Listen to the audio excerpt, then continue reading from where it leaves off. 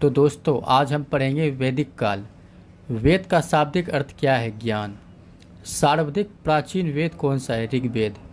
आर्य शब्द किसको इंगित करता है? श्रेष्ठ को। ऋग्वेद के कुल कितने मंडल और सूक्त हैं? 10 मंडल और 1028 सूक्त हैं।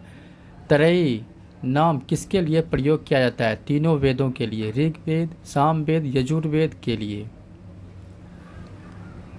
यज्ञ संबंधी विधि विधानों की जानकारी किस वेद से मिलती है? यजुर्वेद से। 4 वेदों में से किस एक में जादू टोने और वशीकरण का वर्णन है? अथर्ववेद में।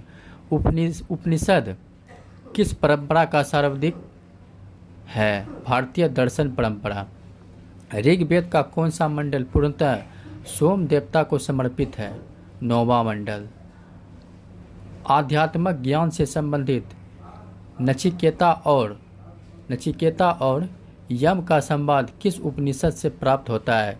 कठोपनिषद में।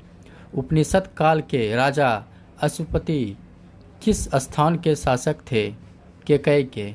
मोक्ष प्राप्ति के साधन की चर्चा किस वैदिक साहित्य में की गई है? उपनिषद ने। वैदिक नदी औस्कनी की पहचान किस नदी के रूप में की जाती है? चिनाब। आरंभिक वैदिक साहित्य में सर्वाधिक बार वर्णित नदी कौन सी है? सिंधु। वैदिक गणित का सर्वाधिक महत्वपूर्ण ग्रंथ है शुल्बसूत्र। ऋग्वेद, ब्राह्मण, कौशिकीय, ऐतरेय। वैदिक काल में प्रयुक्त प्रमुख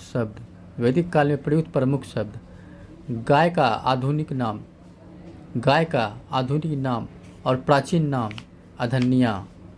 राजा का गोपा, अतिथि का गोहंत, धनी व्यक्ति का गोमत, युद्ध का गविष्ठ गेसु गम्य, पुत्री का दुहिता, अनाज का धान्य, मरुस्थल का धन्व, उपजाऊ भूमि का उर्वरा, पशुचारण योग्य भूमि खिल्य, हल से बनी नालियाँ सीता। कौन सा वेद ऋग्वेद पर आधारित संगीतमय ऋचाओं का संकलन है? सामवेद। वर्ण व्यवस्था का सर्वप्रथम विवरण कहाँ से प्राप्त हुआ है? ऋग्वेद के 10वें मंडल में।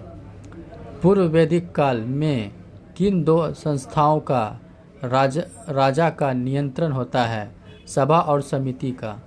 वैदिक देवताओं का पुरोहित किसे माना जाता है? बृहस्पति को।